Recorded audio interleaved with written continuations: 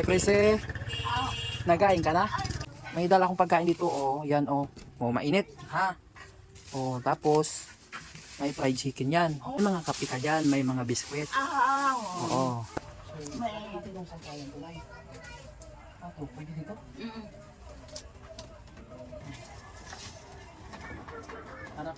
Para kung maglaba ka, Nay, may masampayan ka. Oo. Ganyan lang kataas. Oo.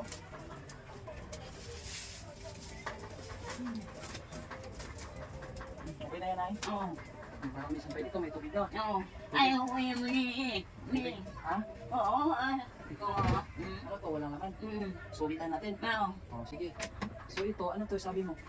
Ayaw ko Yung baunan. Oo. O sige, dalahin ko tong baunan para may lagi kang lagyan, ha? Oo. Ito ba yung sinasabi mo?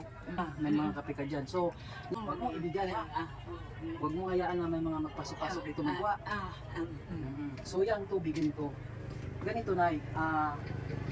Doon magaling yung tubig. So, magbayad ako ng tubig doon para tanungin ko siya kung magkano yung ilan ba maubos mo isang araw? Isa. So, ita-times natin yan sa isang buwan. So, babayaran natin, ha? Para may tubig lagi. So, makiusap ka na lang sa kanila o sayan ko na lang sila na hatiran ka na lang. Oo. Bayaran ko na lang, ha? Tapos ito inumin mo, marami pa. Oo, dami pa. Na lang gawin ko na, ha? Oo. So, kailangan mong pira. Oo. Hindi na kailangan yung pira. Hindi ka man makabili. Oo. Diba? Hindi na natin kung may pira pa tayo dito.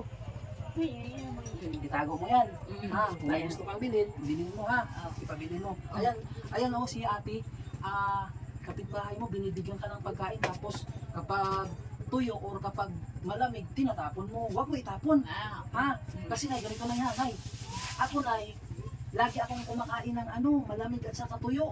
Kasi hindi naman ako mayaman. Tapos ang trabaho ko, Nay, minsan 2 araw lang o 3 araw lang sa isang linggo. So hindi araw-araw na may trabaho ako. So kung mayaman na ako, kahit ano gusto mong ulam, wala problema. So wala tayo, mahirap tayo, ha. Huwag mong itapon kasi ang grasya, pag tinatapon mo, wala na, hindi na yun magdating sa'yo. Hanay, ha? Sige na, Nay, ha? Kausapin ko yan. Sige na. Kausapin ko yung Nay, ha? Kausapin ko yung ng tubig. O para natin. Oo. Ha?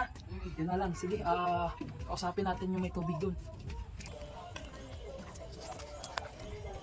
Opo, ate, dito ba nagabili si Nanay Presi ng tubig? Sino nag-aigib sa kanya? Magkano? Oo. Okay ba na bayaran ko ang isang buwan? Baka hindi nila bilan dahil walang pera, ganun ba? Oo. Magkano isang buwan? Isang balde lang naman siguro. Hindi nga, oo nga po, isang buwan, bayaran ko na. Thank you, ha? Thank you. Nay, yung nagbibenta ng tubig doon, binayaran ko na yung isang buwan. So, sabi ko sa kanya, makiusap lang siya sa mga bata para igiban ka. Nay, ha, wag mong awayin ng kapitbahay mo. Kung anong ibigay sa'yo, kahit malamig, wag kang magalit. Tapon niya yun, kuya. Ha? Kasi bad yun, Nay. Wag kang wag kang kaibiganin mo yung mga kapitbahay mo, ha?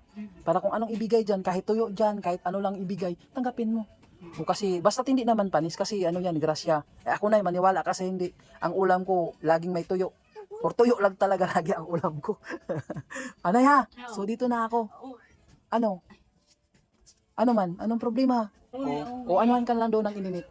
Ito na, magkape ka pala. Oo. Mainit yan, ha? Dahan-dahan lang.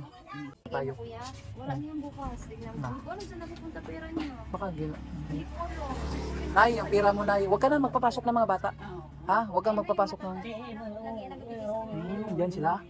Mabuti naman, oo. Tindahan ako. Mabuti naman, mga kapitbahay mo, mababait. Oo, tas maldita pa yan siya. Huwag magmalita, ha? Away pa niya yung mga tao. Kasi kung magmabalita ka, maririnig ko. Awayin mo man sila, ako hindi na ako ganan magbalik dito. Diba? Hindi na ako ganan magbalik. Kasi nga, bakit ako tutulong sa malditang tao? Maraming tao na dapat tulungan. So kung yung mga maldita na wala na sa hulog, hindi ko na babalikan. Di ba? Sige, yun na lang, Nay, ha? So, may tubig na yan, Nay. Nakausap ko na doon. Nay, ha? Di na ako magtagal. Walang ano man, Nay. Sige, dito na ako, ha? Sara mo na ito. Sara mo na, huwag ka na magpapasok. Dito na ako, Nay, ha? Sige. Uwi na tayo.